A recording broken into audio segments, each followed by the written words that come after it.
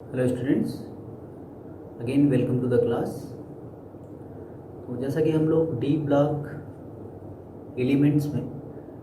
Elements की general properties and उनके compounds को पढ़ना स्टार्ट किया था। जनरल प्रॉपर्टीज हो चुकी है। कंपाउंड्स में हम लोगों ने पोटेशियम परमैंगनेट पढ़ लिया हुआ है। पोटेशियम परमैंगनेट के रिएक्शंस को हम लोगों ने पढ़ा। अब हम लोग को जो दूसरा कंपाउंड पढ़ना है that is potassium dichromate, as I have written here. Potassium dichromate formula K2Cr2O7, ठीक है। तो आज इसके बारे में हम लोग पढ़ेंगे, इनके रिएक्शंस को पढ़ेंगे। तो चलते हैं टॉपिक पे। K2Cr2O7, पहले कुछ जनरल इंफॉर्मेशन देख लेते हैं, 2-3-4 बातें जो हमारे दिमाग में होनी चाहिए।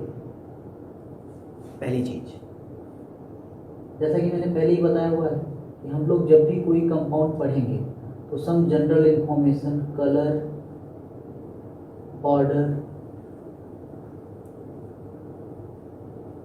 स्टेट, ये चीज जरूर देखेंगे। कलर कैसा होता है इसका? ऑरेंज रेड, ठीक। जिसे हिंदी में आप बोलते हैं नारंगी कलर, ऑरेंज रेड टाइप, ठीक है। इसको आप लैब में आएंगे तो लैब में हम लोग देखेंगे भी कि ऑरेंज रेड कलर का ये होता है। ऑर्डर, कैसा ऑर्डर होता है इसका? ऑर्डर में कोई कैरेक्टरिस्टिक्स स्मेल नहीं होती, नो कैरेक्टरिस्टिक्स स्मेल, कोई वैसी कैरेक्टरिस्टिक स्मेल नहीं होती। स्टेट में अगर बात करें, स्टेट का मतलब फिजिकल स्टेट, सॉलिड होता है कि लिक्विड, तो ये एक क्रिस्टलाइन सॉलिड होता है, एक क्रिस्टलाइन सॉलिड होता है। ये तो एक जनरल सी बातें हैं जो हमारे दिमाग में होनी चाहिए पोटेशियम डाइक्रोमेट के बारे में, ठीक है। अब उसके बाद जो अगली बात आती है वो ये है कि पोटेशियम डाइक्रोमेट एग्जैक्टली है क्या चीज़? एसिड है, बेस है कि सॉल्ट? तो अब आपको सॉल्ट पहचानने का तरीका क्लास 11th में बताया हुआ था। सॉल्ट कैसे पहचानोगे? कोई बेसिक रेडिकल अगर आपको दिख जाए, basic radical in the sense metal ions and ammonium भी हो सकता है। तो मेटल आयंस दिखेंगे आपको या तो अमोनियम दिखेगा, तो समझ जाइए बेसिक रेडिकल प्रेजेंट है। तो ध्यान से देखो आप, यहाँ पे पोटेशियम प्रेजेंट है तो K+ आयन होगा, तो मेटल आयन मिल गया मुझे। दूसरा चीज, एसिडिक रेडिकल होना चाहिए, मतलब कोई एसिड का नेगेटिव आयन। तो आप ध्यान से देखो तो Cr2O7 दिख रहा है। तो सॉल्ट को पहचानने का तरीका यही होता है, ना तो उसमें OH नेगेटिव प्रेजेंट होगा, ना तो उसमें H+ प्रेजेंट होगा, ठीक। प्रेजेंट भी होगा अगर H+ तो कैटायन मतलब मेटल आयन और एसिडिक रेडिकल के साथ प्रेजेंट होगा। ये एक सॉल्ट है,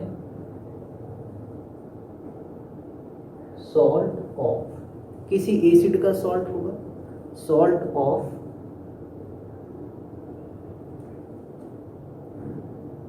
H2Cr2O7, ये एक एसिड है। एंड इसी में मैं बोल सकता हूं KOH बेस, क्योंकि Cr2O7 मुझे यहां से मिलेगा 2H+ Cr2O7 2 नेगेटिव, बेस से मुझे मिल रहा है K++ OH-।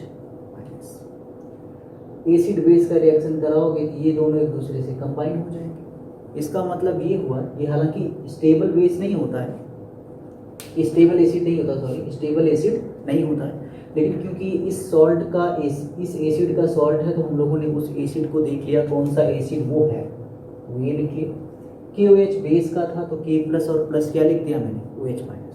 इसका मतलब ये है कि ये दो चीज़ों का कंपाउंड है। K2Cr2O7 सॉल्ट है, एसिड और बेस का, वो बेस है KOH, मतलब मेटल अगर आप देख लो जो मेटल होगा वही बेस होगा और जो नेगेटिव पार्ट होगा उसका क्या होगा, एसिड होगा। इतनी बात समझ में आती है। रिएक्शन समझने के लिए एक और छोटी सी बात हम लोग समझ लें, इसको मैं एक ये भी बोल सकता हूँ, it is a mixed oxide, it is a mixed oxide. Mixed oxide कहने का मतलब क्या है? ध्यान से देखिए तो दो मेटल दिख रहे हैं आपको और एक एसिड एक ऑक्सीजन दिख रहा है। एक मेटल है पोटेशियम, दूसरा मेटल है क्रोमियम, एंड थर्ड दिख रहा है आपको element that is non metal, वो कौन है? Oxygen.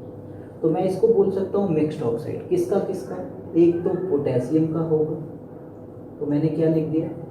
K2, and second one कौन होगा? क्रोमियम का। तो क्रोमियम का वहाँ पे आप ऑक्सीडेशन नंबर देखेंगे, सॉल्व करेंगे, क्लास 11th में पढ़ चुके हो आप, तो +6 आएगा, और +6 आएगा तो 6 वाला ऑक्साइड क्या होता है? CrO3। अब अगर बैलेंस करो तो क्रोमियम 2 है, तो यहाँ पे मैंने क्या लिख दिया? 2। तो कभी कभी रिएक्शन में हम लोग, क्योंकि इस तरीके से मैं इसलिए लिख रहा हूँ क्योंकि रिएक्शन में इस तरीके से अगर आप करके सोचोगे तो रिएक्शन करना आपको बहुत अच्छे से समझ में आएगा। और मैं एक तरीका ये भी आपको बताऊंगा कैसे इस बेसिस पे आप रिएक्शन को अच्छे से सॉल्व कर पाओगे। ठीक है, आगे बढ़ते हैं। ये तो बात हो गई मिक्स्ड ऑक्साइड की, ये मोस्ट इम्पॉर्टेंट है, इस चीज़ को आप ध्यान रखोगे। ठीक है, उसके बाद जो अगला पॉइंट आपके दिमाग में आना चाहिए वो ये है कि इसकी ज्योमेट्री क्या होगी, स्ट्रक्चर क्या होगा, और जहाँ पे भी स्ट्रक्चर की बात आती है वहाँ पे हाइब्रिडाइजेशन की बात जरूर होगी। तो हाइब्रिडाइजेशन जैसा कि KMnO4 में बताया था, SD3 और D3S होता है इसका। ठीक, SD3 और D3S, और SD3 और D3S है तो ज्योमेट्री क्या होगी? टेट्रा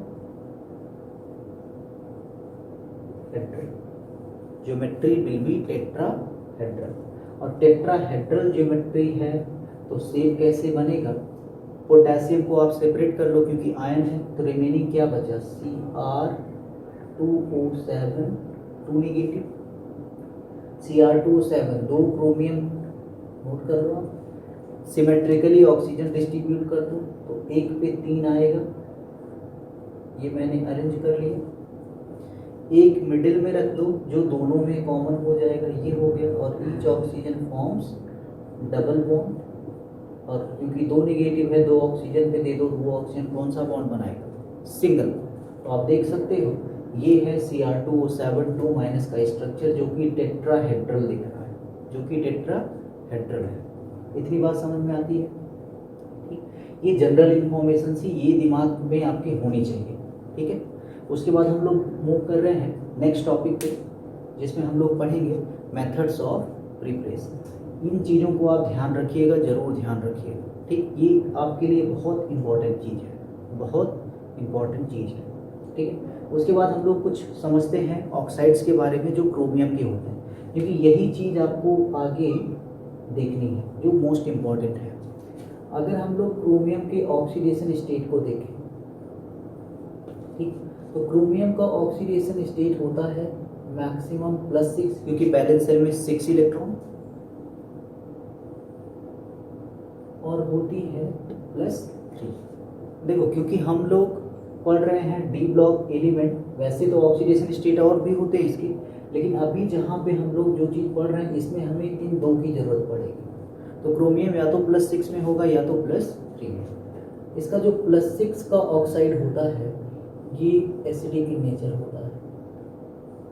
कैसे नेचर का होता है? Acidic in nature. और ये जो +3 वाला ऑक्साइड है ये होता है एम्फोटेरिक, ये होता है एम्फोटेरिक। एम्फोटेरिक कहने का मतलब एसिडिक भी हो सकता है और बेसिक भी हो सकता है। +6 में एक और इसका ऑक्साइड होता है। अब +6 के इसके मैं ऑक्साइड्स आपको दिखा दूँ, 2 ऑक्साइड्स आपको ध्यान रखते हैं। एक तो CrO3, वैलेंसी के अकॉर्डिंग आप बना ही सकते हो। क्रोमियम कितना? 6, ऑक्सीजन कितना? 2, तो 1 3 अप्लाई क्रॉस रूट, ये बन जाएगा। एक आपको अगर याद हो क्लास 11th में हम लोगों ने पढ़ा था बटरफ्लाई स्ट्रक्चर, CrO5, जो कि किस कलर का होता है? ब्लू कलर सॉल्यूशन होता है, जो कि ब्लू कलर सॉल्यूशन होता है। इतनी बात समझ में आती है? तो क्रोमियम के ऑक्सीडेशन स्टेट को आपको ध्यान रखना है, क्योंकि बिना इसके हम लोग रिएक्शन को अच्छे से समझ नहीं पाएंगे। कहाँ पे कौन सा बनेगा ये इम्पॉर्टेंट है, सबसे ये इम्पॉर्टेंट है। ठीक, यहाँ तक की बातें समझ में आती है। अब आगे हम लोग मूव कर रहे हैं। तो तो हम लोग देख रहे हैं प्रिपरेशन, ठीक है। प्रिपरेशन के लिए हम लोग कहाँ कहाँ से बना सकते हैं, तो जहाँ पे क्रोमियम प्रेजेंट होगा वहाँ से हम लोग इसको प्रिपेयर कर सकते हैं। तो सोर्सेस हमारे पास क्या है, फ्रॉम K2CrO4, ये भी एक कंपाउंड होता है क्रोमियम का। Preparation from K2CrO4 and from chromite, ये हम लोग अब देखने जा रहे हैं। तो सबसे पहला है फर्स्ट K2CrO4 से ऑब्टेन करना है हम लोगों को K2Cr2O7। कैसे इसको ऑब्टेन करेंगे, उसके लिए हम लोगों को इसके बारे में समझना होगा एग्जैक्टली है क्या चीज़। अब अगर आप इस चीज़ को देखो, मैं मिक्स्ड ऑक्साइड के फॉर्म में ब्रेक कर रहा हूँ क्योंकि मिक्स्ड ऑक्साइड है ये। इसको मैं क्या लिख सकता हूँ, K2O एंड CrO। इस चीज़ को भी मैं क्या लिख सकता हूँ, K2O एंड 2CrO3। इतनी बात समझ में आती है। अब इसमें अगर ध्यान दो आप, this is basic in nature, this is acidic in nature, जैसा कि हम लोग बात कर चुके हैं। यहाँ पर भी ये देखो आप, तो ये बेसिक नेचर का है, ये एसिडिक नेचर का। अब अगर दोनों में आप डिफरेंस देखो तो क्या समझ में आ रहा है, यहाँ पे 1:1 है, यहाँ पे 1:2 है। मतलब सिंपली कहने का मतलब ये है कि अगर मैं यहाँ पे एक CrO3 लिख दूँ तो ये बन जाएगा, ठीक है। एक CrO3 अगर यहाँ पे लिख दें तो ये बन जाएगा, लेकिन CrO3 एग्जैक्टली ऐसे मिलेगा नहीं, ठीक। तो दूसरी चीज़ क्या है कि अगर यहाँ से यहाँ जाना है मुझे, तो ये ओवरऑल अगर देखें 1:1 को देख लें हम लोग, तो इसको अगर कंपेयर करें, this is less acidic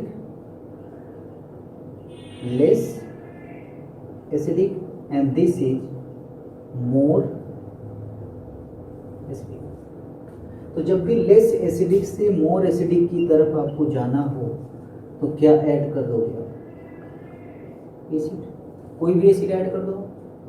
less acidic से कहाँ चले जाएंगे आप, मोर एसिडिक की तरफ। अब अगर यहाँ से यहाँ आना हो रिवर्स में, तब क्या करूँ, मोर एसिडिक से कहाँ जाना है, लेस एसिडिक, मतलब एसिडिटी को क्या करना है, कम करना है। तो क्या ऐड कर दो, कोई बिट्स। क्या ये बात समझ में आती है? तो अब इस रिएक्शन को करके हम लोग देखते हैं कैसे क्या फॉर्म होगा। हमने लिखा K2CrO4, this is yellow in colour, yellow colour का। इसमें मैं एसिड ऐड कर रहा हूँ, H2SO, what it will form, ठीक है, व्हाट इट विल फॉर्म। तो ध्यान दो आप, K2CrO4 जैसे ही एसिड ऐड करोगे तो मोर एसिडिक मतलब किसमें चला जाएगा, K2CrO7 मतलब क्रोमियम यहाँ पे कितना चाहिए, 2। बैलेंस करो तो यहाँ पे कितना लिख दूँ, 2 लिख दूँ। पोटेशियम कितना हो गया, 4। पोटेशियम कितना हो गया, 4। यहीं पे देखो आप, एक K2CrO4 से एक K2O मिलता है, तो 2 K2CrO4 से कितना K2O मिलेगा, 2 K2O मिलेगा। एक K2O इसमें यूज हो गया, अगर ये बनेगा तो एक K2O यूज हो गया, बचा कितना, एक K2O। और वो K2O किससे रिएक्शन कर लेगा, H2SO4 से, और क्या फॉर्म कर लेगा यहाँ पे, K2SO4। क्या फॉर्म कर लेगा, K2SO4। तो ये था रिएक्शन जब हम K2CrO4 से क्या फॉर्म करेंगे, K2Cr2O7। This is orange red in colour, जो हम लोग ऑलरेडी डिस्कस कर चुके हैं। यहाँ तक की चीज़ों में कोई दिक्कत। अब इसके बाद इसी तरीके से मोर एसिडिक से लेस एसिडिक की तरफ जाना हो तो क्या ऐड कर सकते हो आप, बेस। उसका रिएक्शन भी मैं दिखा दे रहा हूँ, जो आगे हम लोगों को पढ़ना भी है। K2Cr2O7 में बेस मिला दो, बेस क्या मिला दिया हम, KOH, what it will form, K2Cr2O7। अगर आप ध्यान दो यहाँ पे है क्या चीज़ें, K2O और CrO3 कितना है, ये 2 है। KOH और ऐड कर रहे हो तो KOH का नंबर मतलब K2O का नंबर क्या होगा, बढ़ेगा। अभी 1:2 कितना है, 2। तो KOH ऐड करोगे तो 1 से बढ़ करके ये कितना हो जाएगा, 2 होगा कि नहीं। तो एक K2 और एक K2 और 2 K2O 2 CrO3 मतलब 1:1 मान ले तो 1 K2O 1 CrO3 मिलके क्या बनाएगा, K2CrO4। डायरेक्टली ऐड कर दो, डायरेक्टली ऐड कर दो। इसका मतलब ये हुआ कि ये दोनों कंपाउंड इक्विलिब्रियम में होते हैं। यहाँ से यहाँ जाना हो तो एसिड ऐड करो, यहाँ से यहाँ आना हो तो क्या ऐड करो, बेस ऐड करो। ठीक, याद रखने का तरीका है, अगर इसको Cr2 कर दो तो O कितना हो जाएगा, 8। ठीक, या 1 और 4 को ऐड करो कितना होगा, 5। 5 का मतलब क्या है, एसिडिक। 7 और 2 का मतलब क्या है, 9। 14 में से माइनस कर दो, 7 और 2 9 माइनस 14 कितना हो जाएगा, 9 माइनस 14 कितना हो जाएगा, 5। 5 का मतलब क्या है, ये एसिडिक होगा। ये 4 और 1 5, क्रोमियम और ऑक्सीजन के नंबर को ऐड करो, 4 और 1 कितना हो गया, 5। 5 को 14 में से माइनस कर दो कितना बचेगा, 9। इसका मतलब ये बेसिक है। ये तब बनेगा जब मीडियम बेसिक हो, ये तब बनेगा जब मीडियम क्या हो, एसिडिक हो। इतनी बात समझ में आती है। और एसिड मिला दोगे तो ये फर्दर रिएक्शन कर लेगा। इतनी बातें आपके दिमाग में क्लियर होनी चाहिए। ये तो था फर्स्ट मेथड, कैसे हम K2CrO4 से K2Cr2O7 को फॉर्म करें। अब आगे बढ़ रहे हैं हम लोग, नेक्स्ट देखेंगे फ्रॉम क्रोमाइट ओर। क्रोमाइट ओर का अगर फॉर्मूले की बात करें, ये होता है FeO.Cr2O। FeO और Cr2O3 का मिक्सचर होता है, ठीक है, FeO एंड Cr2O3। इससे मुझे फॉर्म करना है K2Cr2O7। K2Cr2O7 फॉर्म करना है तो क्या करना होगा वो चीज़ समझिए। बेसिकली अगर आप ध्यान दो तो मुझे क्रोमियम तो चाहिए इस साइड, ऑक्सीजन भी चाहिए, लेकिन मुझे क्या नहीं चाहिए, आयरन। इस आयरन को मुझे हटाना है। ठीक, आयरन को क्या करना है, FeO को, ये बेसिकली एक कंपाउंड के फॉर्म में होता है इस तरह, FeCr2O4। इसमें से मुझे आयरन को हटाना है। तो आयरन को अगर रिमूव करना हो तो आयरन का सबसे अच्छा मुझे 2 काम यहाँ पे करना है, रिमूव आयरन पहली चीज। दूसरा जो काम करना है वो ये है कि यहाँ पे क्रोमियम +3 में है, क्रोमियम +3 में, और यहाँ पे क्रोमियम में किस में जाना है, +6 में, मतलब ऑक्सीडेशन भी करना है। क्रोमियम +3 टू क्रोमियम +6 में ले जाना है, मतलब ऑक्सीडेशन करना है।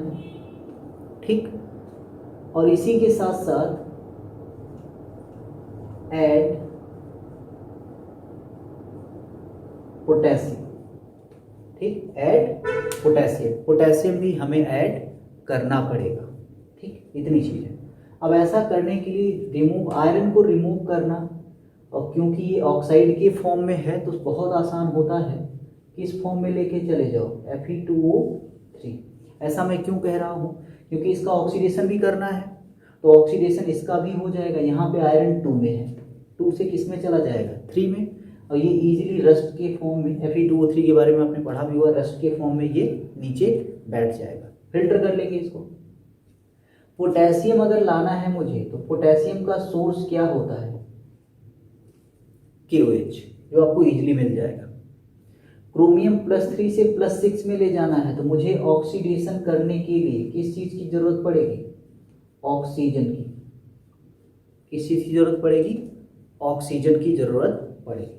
इसका मतलब ये है, अगर यहाँ से मुझे यहाँ पहुँचना है तो मुझे क्या करना होगा, इस क्रोमाइट ओर में Cr2O4 में पहले तो ऑक्सीजन ऐड करना होगा, दूसरा मुझे किस चीज़ की ज़रूरत पड़ेगी,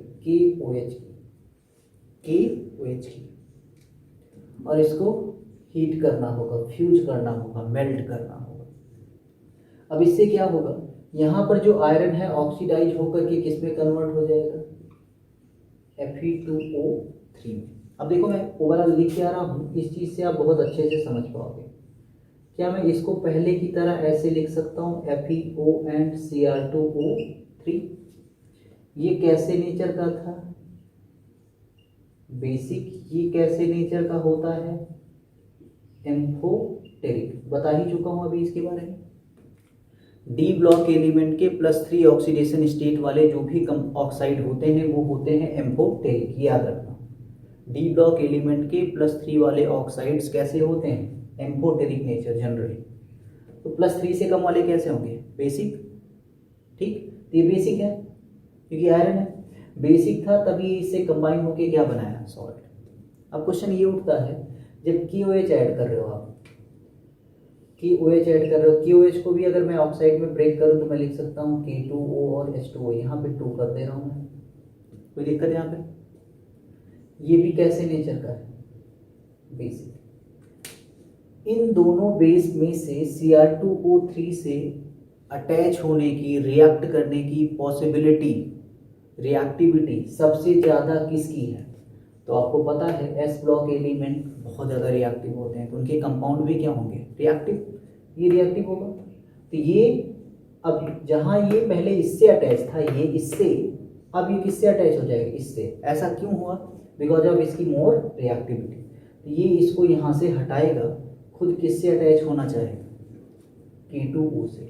एक चीज़ और भी है, बीच में ऑक्सीजन भी है, तो ये ऑक्सीजन इसको भी ऑक्सीडाइज कर देगा, वही ऑक्सीजन इसको भी ऑक्सीडाइज कर देगा। दोनों को किस में ले जाएगा, ये तो सीधा 6 में जाएगा, जैसा बताया था 3 ऑक्सीडेशन स्टेट होता है, +3 और +6 होता है इसका। तो +3 में है, +3 से किस में चला गया, +6 में, Cr3 बन जाएगा। FeO ऑक्सीडाइज होकर के किस में चला जाएगा, Fe2O3 में चला जाएगा, Fe2O3 में चला जाएगा। तो FeO गया Fe2O3 में, Cr2O3 गया CrO3 में, और ये K2O इस CrO3 से रिएक्ट करके क्या फॉर्म कर देगा, K2CrO4 फॉर्म कर देगा। इतनी बातें समझ में आती है, क्लियर है, ये बन जाएगा। लेकिन अब मैं प्लस वाटर तो बनेगा ही, ठीक। अब मैं यहाँ पे एक चीज और थोड़ा सा चेंज करना चाहूँगा, और वो क्यों चेंज कर रहा हूँ उसका लॉजिक भी है, वो लॉजिक आप समझिए, क्या लॉजिक है उसके पीछे। KOH यहाँ पे यूज नहीं करेंगे। अब क्वेश्चन उठता है क्यों KOH यूज नहीं करेंगे, तो उसका रीजन ये है, ये जो KOH है ये हाईली कोरोसिव इन नेचर होता है। तो कोई भी चीज़ जो हाईली कोरोसिव इन नेचर होता है उसको यूज करने से हम उसको मतलब उसका यूज करना हमारे लिए क्या हो सकता है, डेंजरस हो सकता है। तो उसको क्या करेंगे, प्रिवेंट करेंगे। अगर हमारे पास उसके प्लेस पे कोई और रीजन प्रेजेंट हो जो कोरोसिव ना हो तो उसको हम प्रेफर करने की कोशिश करते हैं। तो यहाँ पे हम KOH को यूज ना करके हम यूज क्या करते हैं, NaOH। तो KOH के प्लेस पे क्या यूज कर लिया, NaOH। तो जहाँ पे K2O है वहाँ पे क्या आ जाएगा, Na2O, और जहाँ पे K2CrO4 बन रहा है वहाँ पे क्या बनेगा, Na2CrO4। कोई दिक्कत यहाँ पे, ऐसा क्यों किया गया, NaOH क्यों लिया गया, बिकॉज KOH हम नहीं ले सकते क्योंकि वो हाईली कोरोसिव होता है और जिसको हैंडल करना हमारे लिए क्या होता है, डिफिकल्ट होता है, ठीक। इसीलिए हम क्या यूज करते हैं, NaOH। तो चलो Na2CrO4 बन गया। अब Na2CrO4 को Na2Cr2O7 में कन्वर्ट कर लो। कैसे कन्वर्ट करोगे, ये लिखा हुआ ध्यान से देखो। तो जहाँ पे K2CrO4 है, क्या मैं यहाँ पे Na2CrO4 कर दूं, तो क्या यहाँ पे Na2Cr2O7 बनेगा। और जैसे ही Na2 मतलब इसके बाद का step, this is first step and this is second step. जब Na2Cr2O7 बन गया फिर अब इस Na2Cr2O7 को फाइनली कन्वर्ट किसमें करना है, K2Cr2O7। तो ऐड क्या कर देते हैं यहाँ पे, KCl। सोडियम को हटाना है तो उससे रिएक्टिव मेटल लाओ, वैसे भी हमें पोटेशियम लाना था तो पोटेशियम मोर रिएक्टिव होता भी है, तो यहाँ पे हमने क्या ऐड कर दिया, KCl। पोटेशियम यहाँ से सोडियम को रिप्लेस करेगा, K2Cr2O7 बन गया। और ये सोडियम किससे कंबाइन कर लेगा, क्लोरीन के साथ, और फॉर्म कर देगा NaCl। और ये कौन सा स्टेप है, थर्ड स्टेप।